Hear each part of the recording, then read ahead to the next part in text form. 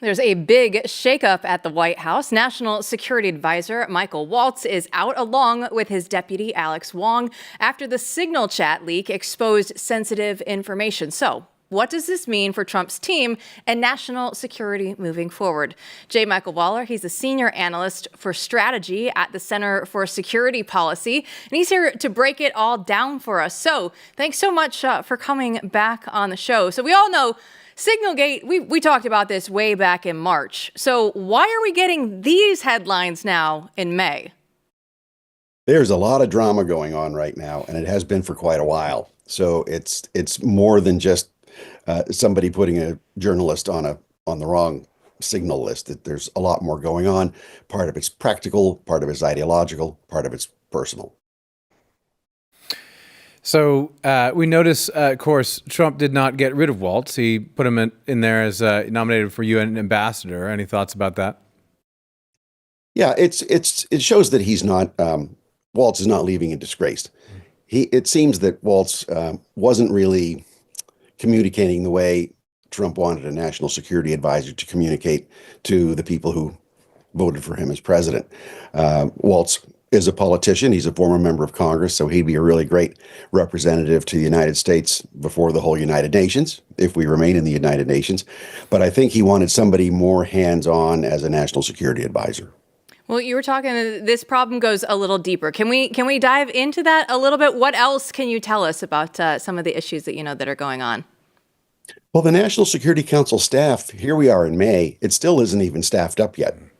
There are key positions on the NSC staff that don't have anybody, as far as we know, who are even named for the positions, let alone selected and nominated or awaiting clearance. So the NSC staff, it's the president's personal White House staff in charge of the whole national security community. And that wasn't staffed up. Yeah, so that's a problem. I also mentioned at the top of the show, I mean, Waltz represents to a lot of people a more moderate or less America first, or at least there were serious questions about his understanding or full understanding of the president's foreign policy moving forward. Certainly that's the chattering classes are talking about that.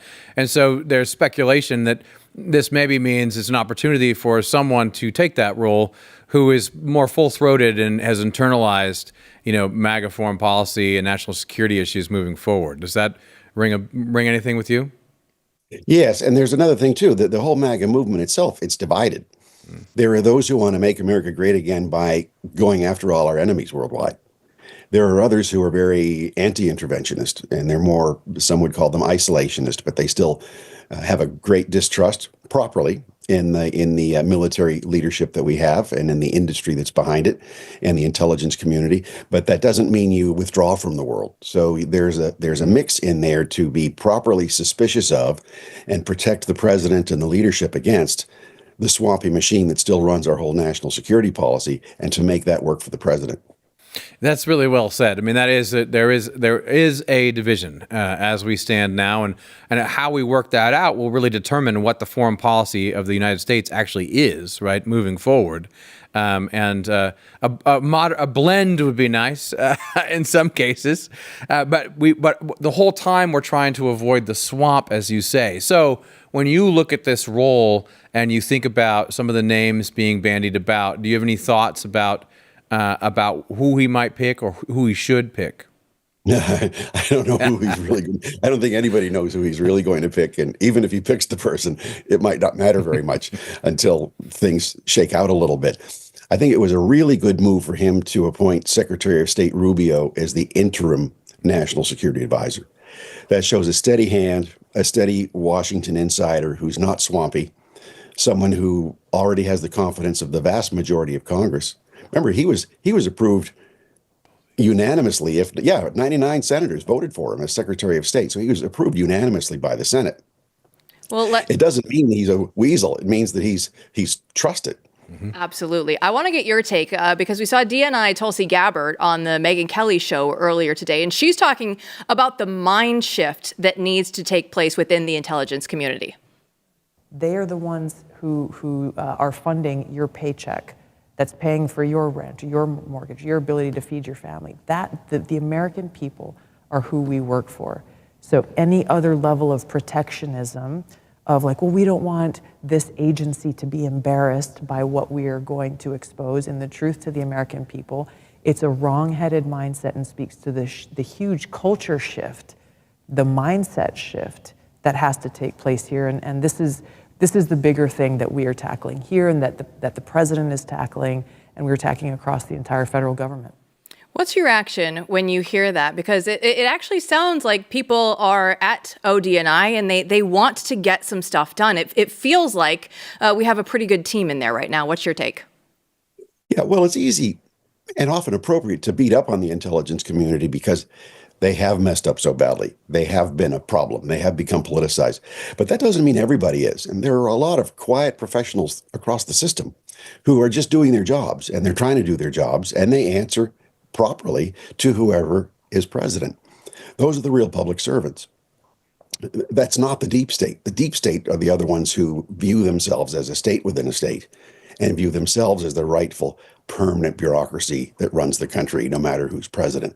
So Tulsi Gabbard is trying to work her way through that. And one of the challenges that any leader like her would face, or FBI Director Kash Patel would face, or others, is that those deep staters will create all sorts of artificial crises and distractions, and then be there to be the heroes to come in and solve them for the leadership and make themselves look indispensable and make themselves look like loyalists when they're really just setting you up to be controlled.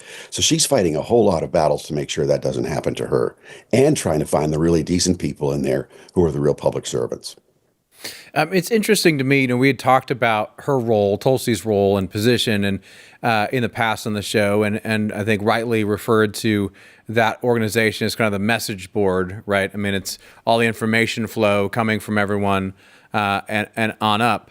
But it also strikes me, given what she's saying and hopefully doing now, that it's a good place, it's a good vantage point to start looking around and making those determinations, no? About who is deep state or not. I think it'd be a good time for her to start hacking away at the office of the Director of National Intelligence. Even under George W. Bush, it was not designed to be this monstrous, gigantic bureaucracy that occupies an entire office complex outside right on the Washington Beltway. It's supposed to be smaller, and I'd like to see her attack that. And if she can attack that, cut it down, because so much of it's unnecessary, then she'll be a lot better off. I don't see her doing that just yet. But then just because we don't see them doing things doesn't mean they're not doing it and being prepared to launch it later. Absolutely. And she did say at the cabinet meeting earlier this week that she is operating with a 25% lighter staff already than what she came in with. So I'll give her, a little bit of leeway here, and that it is still pretty early on in actually just trying to implement some of these changes. Because if you're in her shoes right now, isn't it going to take some time to figure out who's on your team and who is actually part of the deep state? Take us through that process. Yes, some people will never know. I mean, the reason why she was attacked, just like Kash Patel and Dan Bongino were attacked at FBI, was because they are transformational figures. They're agents of change, and they're working for the president. They don't threaten the interior, or they do threaten the interior machinery and that whole huge contracting community around it where former government employees can become very wealthy. They do threaten that. That's why you saw the attacks. So where you do not see such figures under attack, they're probably not harming a lot of the special interests. So to see the attacks on Tulsi Gabbard, to me, is a good thing because it means she's doing what the president was elected to get done. So let's go back to the Waltz, the restructuring and leaving the NSA position. I mean, what do you make of that in terms of the big picture? What does that tell us about the challenges of rebuilding, a healthy structure and avoiding the deep state? Well, it's a lot of complications. First, the National Security Advisor has to be someone who the president personally trusts and gets along with, because he sees the president every day. He often travels with the president. He's in charge of coordinating the entire national security machine. So there has to be that personal chemistry between the National Security Advisor and the president. That person also has to be able to manage a lot of people, manage a lot of egos, manage a lot of personalities and competing interests, manage a lot of crises while not being in a crisis mentality. You can't always be reacting to everything as National Security Advisor. You have to be proactive. You have to be strategic. So this all takes a very special kind of person who has all those traits and skills. And those people are hard to find. They are, and that's why Marco Rubio has 4 different titles right now for the meantime at the moment. J. Michael Waller, thanks so much for joining us. Good to be with you. Peterson, when we look at this, it's just an interesting news story in that Waltz goes from NSA director here, and then now at the UN, and then it's just all this internal turmoil right now within the Trump administration that they're trying to say everything's going to be taken care of, it's fine. But this is a pretty big shakeup. Yeah, it's definitely a big move, but as Waller said, it's a big position, and it's an important position. And I don't think that, I think so far this administration has been very stable. I think that this was written in the cards, and they waited to get rid of to move him, but it was written in the cards since the Signal scandal. But there was a number of other things going on behind the scenes, as Waller said. And the way I would look at it is, it's not turmoil so much as just kind of the dust settling, right? You make your first picks, people get into position, and just like sometimes in a business, when you hire people early on, sometimes you can say, you know what, this isn't the right fit.